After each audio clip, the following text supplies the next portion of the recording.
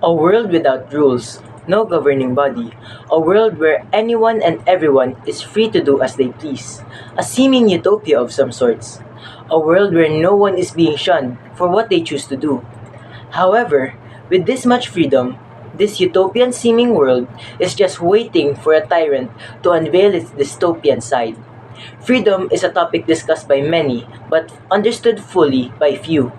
Although it may seem as if it is flawless, complete freedom has problems with itself. For if it is given to everyone, peace can never arise in a community with it. Instead, it is anarchy that chooses to prevail. For if a community has total freedom to do anything and everything, no laws and regulations, there will always be people who will abuse this and strip this freedom from them. Because it is natural, as rational beings with the God given gift of free will, to take control of many, or act as a leader, eventually leading to the removal of freedom for many and being only for those in power. Take, for example, the Stanford prison experiment, an experiment which gives students randomized roles, some as guards who are in power, others as prisoners that are helpless, all inside a mock prison. Because of the guards' freedom to do as they please, they eventually started to abuse the prisoners, both mentally and physically. Freedom is defined as the state of being free from outside influences that allow or disallow a decision, or the state of having unrestricted power to do what they want. Freedom, as defined, seems like a luxury, something everyone wants and requires. However, if mixed with free will, complete freedom comes at a cost.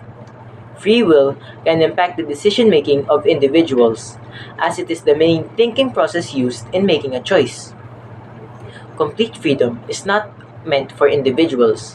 What is needed is governed freedom, freedom with limitations, governed freedom that does not strip the people of their human rights, freedom that allows people to still have the freedom to think, act, and do on their own without being coerced or required to do so by an authority. What I wish to procure is that freedom should have its limits, in order for people not to abuse its power. Governed freedom is the best choice in order for no such person to triumph over another. To establish peace in a community, to put it simply, ungoverned freedom can lead to negative outcomes.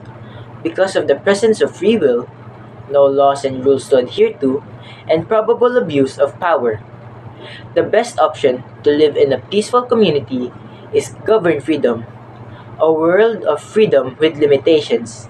Does that not remove the rights of humans from the people? Freedom that does not allow someone to do things that lets them triumph over another with their freedom.